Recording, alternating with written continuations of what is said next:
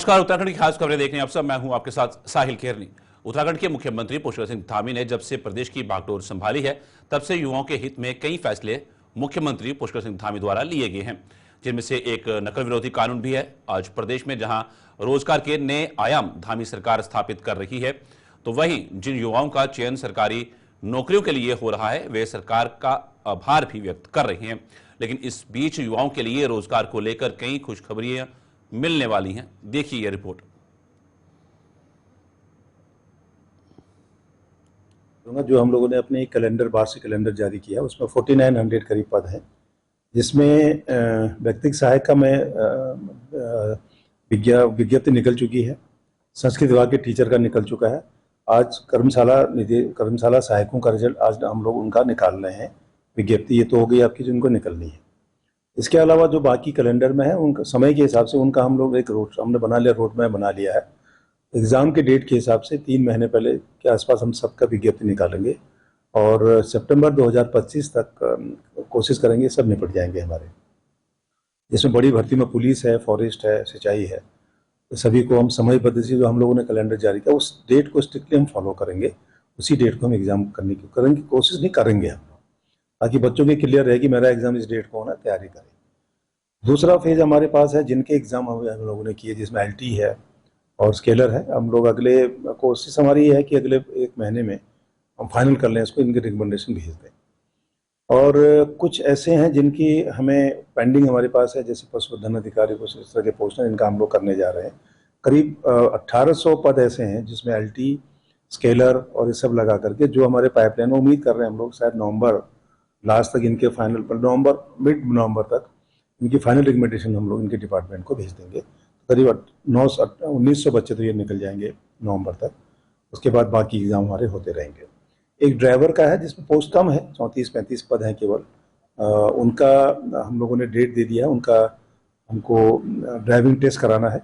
उसकी date fix हो गई, उनके एक्सपर्ट तय हो गए हैं और वो भी हम लोग नवंबर-दिसंबर कंप्लीट हो, ड्राइवर का भी दूर हो जाएगी। नमस्कार, मेरा नाम दीप्ति कैरा है और उत्तराखंड पीसीएस के एग्जामिनेशन में मेरा सिलेक्शन डीएसपी के पद पर हुआ है।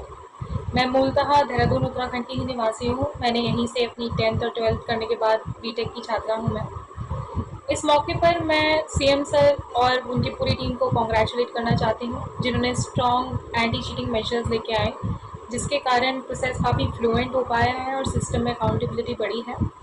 चीटिंग जैसे इंसिडेंसेस काफ़ी अनफॉर्चुनेट होते हैं और एक एस्पिरेंट की लाइफ के लिए डीमोरलाइजिंग फैक्टर की तरह काम करते हैं। इसीलिए जो मेजर्स लिए जा रहे हैं वह काफ़ी सराहनीय हैं। मैं फिर से पूरी टीम को और ऑनरेबल सीएम सर को कॉन्ग्रेचुलेट करती हूँ और अपने फेलो एस्पिरेंट्स को यही बोलूँगी कि वह निश्चिंत होकर अपनी पूरी मेहनत से पढ़ाई में जुट जाएं। धन्यवाद। मेरा नाम आयुषी जोशी है। उत्तराखंड अपर पीसीएस 2021 की परीक्षा में मेरा चयन वित्त अधिकारी के पद पर हुआ है। वर्तमान में मैं जनपद अल्मोड़ा में नायब तहसीलदार के पद पर कार्यरत हूँ। मैं माननीय मुख्यमंत्री जी का धन्यवाद करना चाहूँगी, जिनकी पहल पर उत्तराखंड में नकल विरोधी कानून लाया गया, जिससे प्रतियोगी परीक्षाओं में पारदर्शिता बढ़ी है।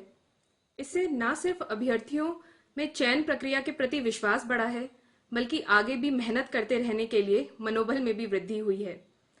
इसी के लिए मैं सरकार और मुख्यमंत्री जी का एक बार पुनः धन्यवाद करती हूं।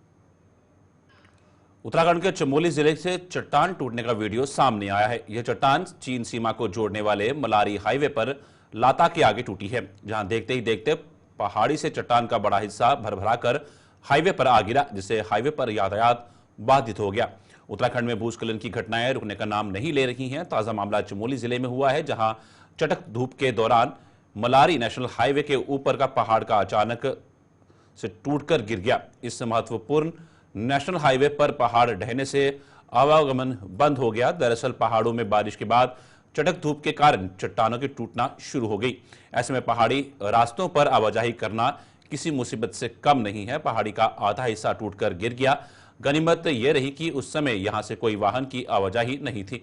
वहीं बीआरओ द्वारा हाईवे से मलबा हटाने का काम शुरू किया गया। इस बार की तमाम घटनाएं जो देश दुनिया में हो रही हैं, ये मात्र किसी स्थान विशेष पर केंद्रित नहीं है। ये बात तो सबको विदित है कि इस बार की गर्मी जो प्रचंड रूप जिसने धारण किया था, दुनिया भर में 86% लोग इससे सीधे प्रभावित हुए थे।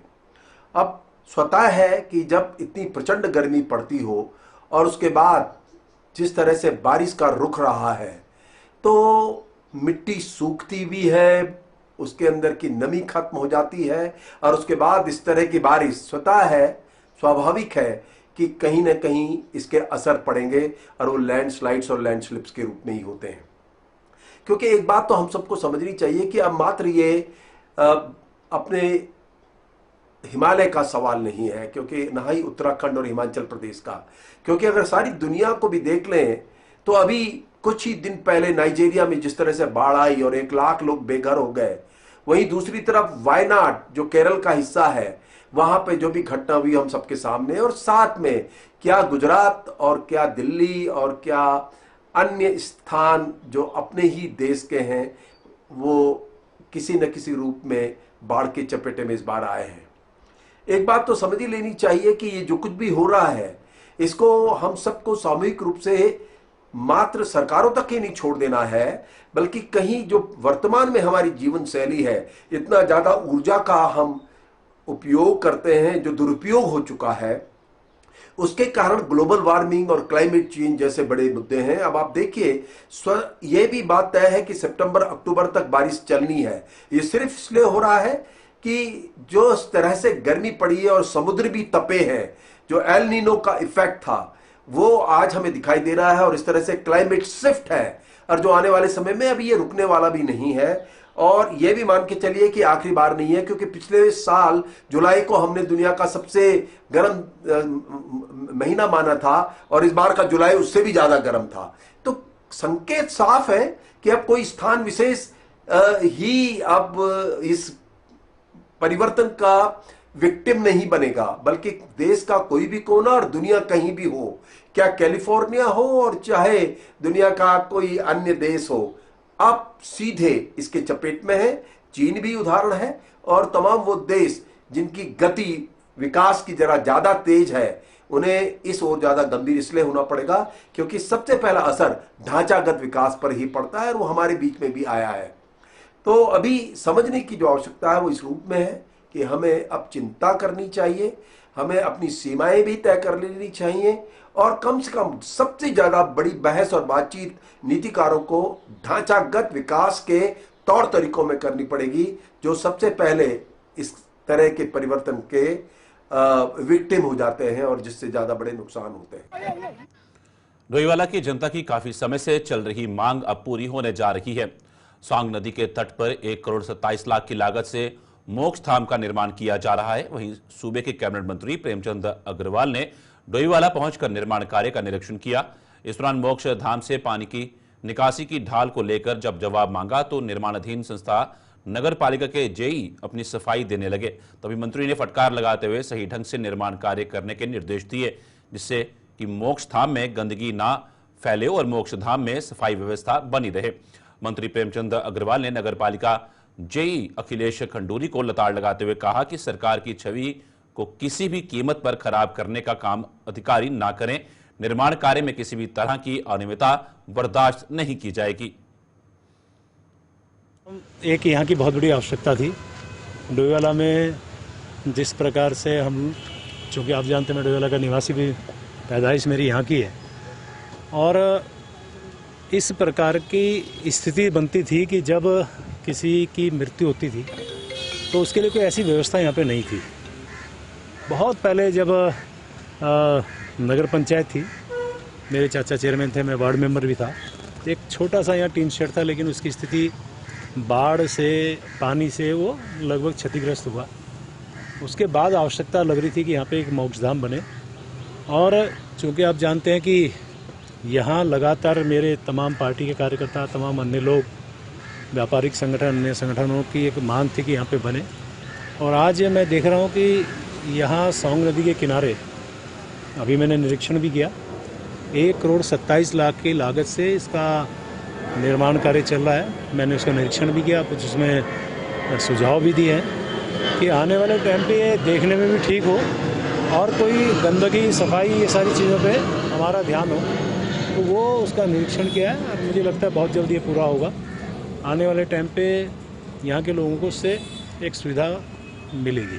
कुछ कमी देखने को मिली है इसको? अब उसमें मैंने कहा ना कि जैसे प्लेटफॉर्म जो बना रहे हैं या जो भी जहाँ पे है पानी का ठहराव ना हो, गंदगी ना दिखाई दे।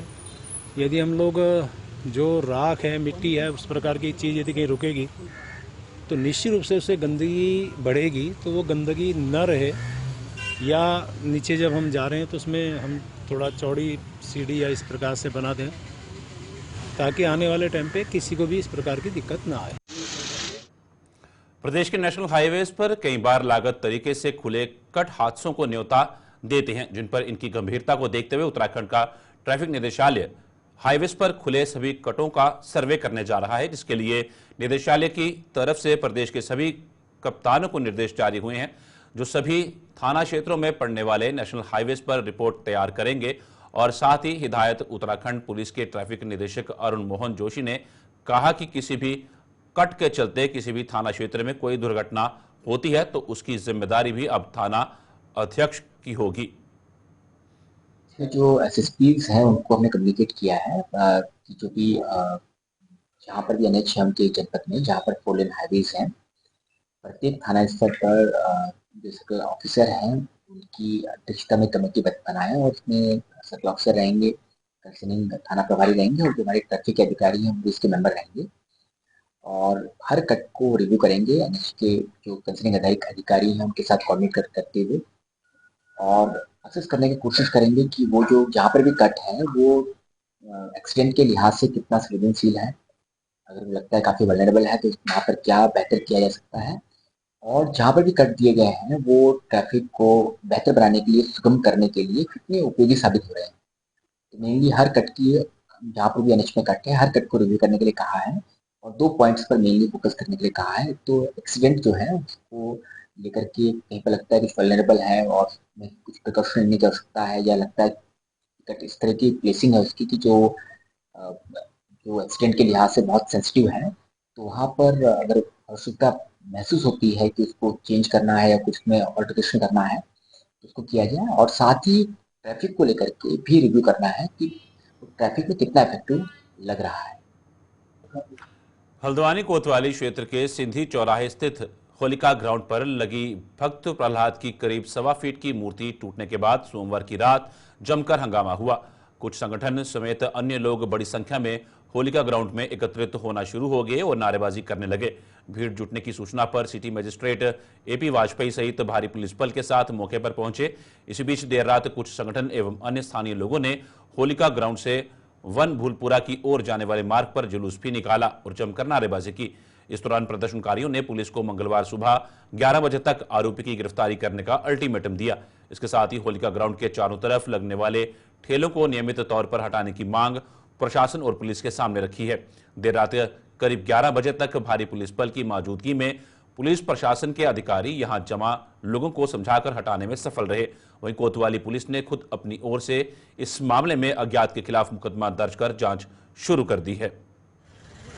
देखिए, अभी 8:30 बजे के आसपास एक सूचना मिली थी, उसके बाद से ही अभी पुलिस अपनी इंक्वायरी कर रही है। आसपास के जितने भी CCTV फुटेज हैं उनको देख रही है और ये प्रयास कर रहे हैं जानने का कि ये किस तरह से हुआ, क्यों हुआ है। बाकी अभी सिचुएशन नॉर्मल है, सभी लोग यहाँ पर आए थे, सभी से बात हुई है, स्थिति सामान्य है। सर, CCTV फुटेज भी कुछ खंगाली जाएगी आसपास लगे हुए? हाँ, वो कर रहे हैं। आसपास जितने भी प्रतिष्ठान हैं, भवन हैं या पुलिस के जितने कैमरेज हैं उनको देखा जा रहा है। ये कोशिश पता करने की जा रही है कि किस तरह से किसी शरारती तत्व ने या किसने इसको अंजाम दिया है। जैसे ही इसमें पुलिस आगे विवेचना करेगी और इसमें आगे कानूनी कार्रवाई की जाएगी। एहतियातन होली ग्राउंड और बाजार के आसपास फोर्स तैनात किया गया? हाँ, पुलिस बल तैनात किया गया है और सभी लोग शांति बनाए रखेंगे। सभी लोगों से बातचीत हुई है, अभी सब ठीक है। जहां पुलिस भर्ती में आयु सीमा 18 वर्ष से लेकर 22 वर्ष तक की है, वहीं पछवा दून जौनसर बावर के युवाओं ने आज नेता कमलेश भट्ट के नेतृत्व में SDM कार्यालय विकासनगर पहुंचकर मुख्यमंत्री पुष्कर सिंह धामी को एक ज्ञापन भेजा और मांग की है कि पुलिस भर्ती में आयु सीमा बढ़ाई जाए। वहीं आइए जानते हैं क्या कुछ कहना है कमलेश भट्ट का। कि वो एक आशा के साथ होते हैं कि इतनी बड़ी संख्या में पद आ रहे हैं तो कहीं ना कहीं अगर उन्हें एक अवसर मिलेगा तो कहीं ना कहीं वो उन्हें लगता है कि हमारी मेहनत कहीं ना कहीं सफल होगी और उनके माँ बाप, उनके परिवार, उनके समाज की एक आशा रहती है। लेकिन कहीं ना कहीं जहाँ 22 वर्ष, आप सोचिए इंटर करते करते बच्चा 18-19 साल का हो जाता है, पहाड़ में ऐसे भी थोड़ा देर में जाता है, तो 22 साल तो आदमी जो है एकदम ही उम्र निकल जाती है और उसी में इनका मांग जो माननीय मुख्यमंत्री से वो कहीं ना कहीं जायज़ है। और अन्य प्रदेशों में भी, जहां हमारे बगल का उत्तर प्रदेश है, वहां 3 वर्ष अभी बढ़ी है पुलिस महाइसी में, ऐसे कई अन्य प्रदेशों में उन्हीं सब मांगों को लेकर माननीय मुख्यमंत्री को उन्होंने एक ज्ञापन दिया है माननीय एसडीएम महोदय के माध्यम से। तो इन्हीं अल्मोड़ा जिले के मुख्य अस्पताल में अव्यवस्थाओं का डेरा है। पंडित हरगोविंद सिंह पंत जिला अस्पताल में ना तो लिफ्ट काम कर रही है और ना ही यहां के एक्सरे मशीन चल रही हैं। इस बदहाल व्यवस्था में आम आदमी सबसे ज्यादा परेशान है। लिफ्ट खराब होने से यहां मरीज को 3 मंजिल तक सीढ़ी पर चढ़ना पड़ रहा है। इनकी सुध लेने वाला कोई नहीं है। वहीं सीएमएस कैमरे के सामने कुछ भी बोलने से बचते रहे। ऑफ कैमरा यही कहा कि 1-2 दिन में सब ठीक हो जाएगा। यहां बता दें कि जिला अस्पताल की लिफ्ट आए दिन खराब रहती है, जिससे गर्भवती महिलाओं सहित गंभीर रोगियों को सीढ़ियां चढ़नी पड़ती हैं। परेशान लोगों की सुनने वाला यहां कोई नहीं है। समस्या यह भी नहीं है कि लिफ्ट यहाँ पर प्रॉपर काम नहीं कर पा रही है और आए दिन ऐसे लिफ्ट खराब करने का 1 हफ्ता हो चुका है। यहाँ पर लिफ्ट की सुविधा ही नहीं हो पा रही, बिल्कुल ख़राब है लिफ्ट, और जिससे कि जो पेशेंट यहाँ पर आ रहे हैं उनको आने जाने में बड़ी असुविधा हो रही है आने के लिए, क्योंकि दूसरे हॉस्पिटल में आने में 3-4 मंजिलों पर सीढ़ियाँ चढ़ के आना पड़ता है उनसे, तो लिफ्ट सही नहीं हो पा रही है। उसकी वजह से पेशेंट के आने से ज़रा दूरी बनाए रख रहे हैं यहाँ पर। और दूसरा यहाँ पर जो यहाँ की जो मशीनें हैं, एक्सरे मशीन भी यहाँ पर बिल्कुल ख़राब अवस्था में पड़ी हुई है, तो दूर से जो पेशेंट आ रहे हैं उनको अगर अपना एक्सरे करवाना हो रहा है तो उनको फिर प्राइवेट हॉस्पिटल की तरफ जाना पड़ रहा है। तो यहाँ की जो वो सुविधाएं हैं उसका कोई लाभ नहीं ले पा रहे हैं यहाँ पर पेशेंट लोग जा रहे हैं।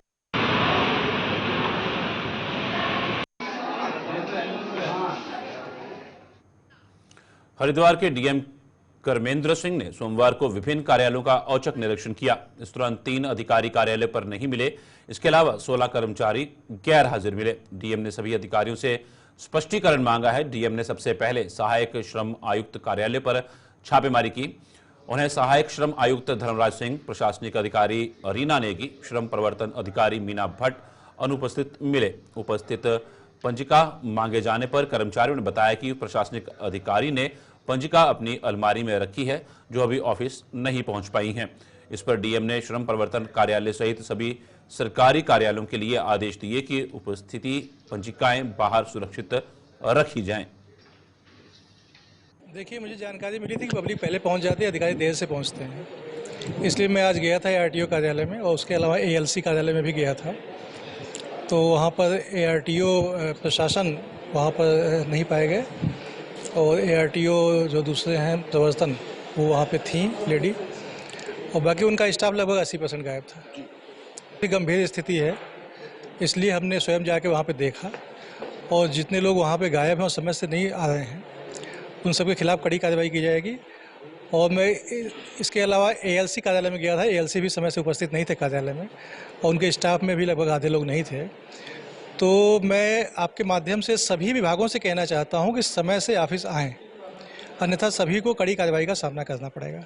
इसमें किसी प्रकार की छूट नहीं दी जाएगी और ये जांच, चेकिंग और छापेमारी चलती रहेगी। आपकी सरकार आपके द्वार कार्यक्रम के चलते मंगलौर क्षेत्र के थिकती गांव में जनता दरबार का आयोजन किया गया, जिसमें हरिद्वार जनपद के नवनियुक्त जिलाधिकारी कमेंद्र सिंह ने जनता की समस्याएं सुनी और मौके पर ही संबंधित अधिकारियों द्वारा समस्याओं का निपटारा किया गया। जनता दरबार में गैर हाजिर अधिकारियों के खिलाफ सख्त कार्रवाई किए जाने के आदेश दिए।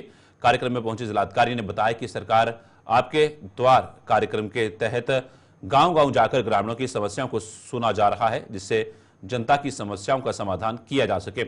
इस कार्यक्रम में जनपद के सभी विभागीय अधिकारी मौजूद थे। उन्होंने कहा कि सरकार द्वारा चलाई गई स्वजल योजनाओं को गति दी जा रही है।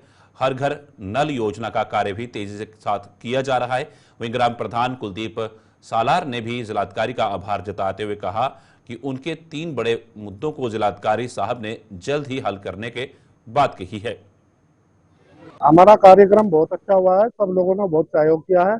हमारे यहाँ डीएम साहब और ज्वाइंट मजिस्ट्रेट साहब और जो CO साहब बहुत अधिकारी आए हैं, लोगों ने अपनी समस्याएं बताई हैं, सबकी समस्याएं सुनी गई हैं और समाधान का वादा किया गया है। बहुत अच्छा प्रोग्राम हुआ है। सबसे बड़ी समस्या तो गांव की तालाब की है। कभी हमारे गांव में बीच में एक तालाब हुआ करता था, जो चकबंदी अभिलेख में फिलहाल मौजूद नहीं है। वो तालाब लोगों के द्वारा बंद कर दिया गया है, पानी की निकासी नहीं हो पाती। सबसे बड़ी समस्या तो हमारी यही रही। फिर दूसरी समस्या हमारी है, किसानों के खेतों में जो पाइपलाइन डाली जाती थी पहले, वो बंद कर दी है सरकार ने। हमारी रिक्वेस्ट है वो पाइपलाइन की योजना फिर से शुरू की जाए। ये दो मेन समस्या थी। बाकी समस्या राशन कार्ड की थी, उसके लिए तो केंद्र सरकार ने कैपिंग लगा रखी है। जब तक कैपिंग नहीं हटेगी, राशन कार्ड की समस्या का समाधान मुझे बहुत अच्छा लगा है, बहुत खुशी हुई है। मैं चाहता हूँ हर महीने ऐसा ही दरबार हमारे गांव में और गांव में भी लगता है। सीएम साहब बहुत अच्छे हैं, मुझे बहुत अच्छे लगे। हाँ, एक हमारे यहाँ पे जो मंगलोर मोड़ के पास गन्ने की जो बुग्गी जाती है, उन्हें मिल में जाने के लिए या तो रॉन्ग साइड जाना पड़ता है या फिर नहर के पुल पर चढ़ के जाना पड़ता है। वो झोटा बुग्गी वालों के लिए पॉसिबल नहीं है। हमने डिमांड की है कि एक सर्विस रोड हमें मंडी तक मिल जाए, ताकि लेफ्ट साइड से ही हमारे किसान गन्ना लेके मिल में चले जाए। अपनी सरकार जनता के द्वार कार्यक्रम के अंतर्गत आज पूरा जिला प्रशासन यहाँ पे इस गांव में आया हुआ है, खेतकी गांव में, और यहाँ पर जनता की समस्याओं को सुना गया है। विभिन्न प्रकार की समस्याएं हैं, कुछ अतिक्रमण की समस्याएं हैं, कुछ सड़क की समस्या है, और कुछ लोगों ने बताया है कि उनको जोहड़ जो है वो खोदने की आवश्यकता है, खुदा नहीं हुआ है। बारात घर की आवश्यकता लोगों ने बताई है। तो कई प्रकार की समस्याएं बताई हैं। जल निगम ने पाइपलाइनें बिछाई हैं, उन्होंने भरा नहीं है उसको जो है। उस समस्याओं को सुना गया, संबंधित अधिकारियों को निर्देश दिए गए हैं और समय से इनका समाधान किया जाएगा। मानसून की आधिकारिक विदाई से पहले एक बार फिर उत्तराखंड में मौसम बदलने का अनुमान है, जिसके चलते पहाड़ से लेकर मैदान तक के तापमान पर असर देखने को मिल सकता है। हालांकि 2 दिन चटक धूप खिलने से गर्मी खूब परेशान करेगी। खासकर मैदानी इलाकों में आम जनता को उमस भरी गर्मी का सामना करना पड़ सकता है। मौसम विज्ञान केंद्र की ओर से जारी पूर्व अनुमान के अनुसार 24 सितंबर तक प्रदेश भर के सभी जिलों में मौसम शुष्क रहेगा। इसके बाद 25-26 सितंबर को हरिद्वार और उधम सिंह नगर जिले को छोड़कर अन्य सभी जिलों के कुछ हिस्सों में तेज गर्जन के साथ बारिश होने के येलो अलर्ट जारी किया गया है। हालांकि आगे भी प्रदेश के अधिकांश हिस्सों में छुटपुट बारिश देखने को मिल सकती है। बिल्कुल, उत्तराखंड के लिए अगर आप मौसम की बात करते हैं, आज 23 तारीख आपकी जो है सितंबर की हो गई है, और एक वीक आपके पास सितंबर का ये लास्ट वीक जो है वो बचा है। और आप अगर विदाई की बात करते हैं मानसून की, तो सितंबर में 25 के बाद एक शुरुआत होती है और करीब 30 के आसपास तक हमारे यहाँ से पूरी तरह से निकल जाता है, जो नॉर्मल डेट्स है। अभी जो एक्टिविटीज़ है काफ़ी कम चल रही है। आप देखेंगे 20, 21 में और 22 में या इवन 19 में भी जो है, तो 4-5 दिन ऐसे होगी, करीब 4 दिन आसपास जो है, जिसमें कि ऑलमोस्ट ड्राई चल रहा है या आइसोलेटेड टाइप एक्टिविटी थोड़ी मिली है। और अभी 2 दिन आगे भी देखें, आज 23 है, कल 24 है, तो इसमें भी कोई एक्टिविटी खास दिखती नहीं है। छुटपुट एक्टिविटी आप कह सकते हैं, आइसोलेटेड टाइप जो है कुमाऊं रीजन है या अंदर के डिस्ट्रिक्ट्स है या एक दुका जगह और भी जो है थोड़ा बहुत डेवलपमेंट जो है, क्योंकि हीटिंग हो रही है, थोड़ी मॉइस्चर वगैरह भी है, तो लोकल डेवलपमेंट होकर के थोड़ी बहुत लाइट एक्टिविटी जो है वो मिल सकती है आज और कल में। लेकिन जब आप 25 और 26 को जा रहे हैं, तो 25-26 सितंबर में जो स्कैटर टाइप एक्टिविटी वो दिख रही है प्रिडिक्शन में कि लाइट से मॉडरेट रेन जो है आप कह सकते हैं कि कुछ जगहों में वो प्रदेश में मिलेंगी, खासकर हिल्स में, और मैदानी क्षेत्रों में देखेंगे तो वहाँ पे भी एका दुक्का जगह जो है आइसोलेटेड एक्टिविटी वहाँ भी मिलनी चाहिए। तो ऐसा जो है 25 और 26 सितंबर को दिख रहा है। फिर 27, 28, 29 या 30 को देख रहे हैं तो फिर एक्टिविटी काफ़ी कम हो रही है, आइसोलेटेड टाइप एक्टिविटी दिख रही है। तो आप ये कह सकते हैं लाइट एक्टिविटी आइसोलेटेड टाइप हो मिलेगी। आगे भी ऐसा वो दिखता है, छुटपुट जो है हिल्स में 30 तारीख तक भी ऐसा दिख रहा है या 1 तारीख तक भी जो है। 2 के बाद फिर आप देखेंगे जो, तो ये लास्ट डे हमारा हो जाता है 10 डेज का जो प्रिडिक्शन आता है, तो 2-3 से थोड़ा जो है वो फिर से बढ़ता हुआ दिख रहा है। तो अभी जो यहाँ से विड्रॉल की बात है, नॉर्मल डेट्स तो मैंने जैसे बताई आपको कि 25 के आसपास की शुरुआत होती थी और 30 के आसपास तक पूरा प्रदेश से मानसून निकल जाता है। लेकिन अभी जो ये चीज़ें अगर नॉर्मल विड्रॉल शुरू होता है। गुलिस्तान में खबरों का सिलसिला यूं चलता रहेगा। फिलहाल उत्तराखंड की खास खबरों में इतना ही। दीजिए इजाजत, नमस्कार।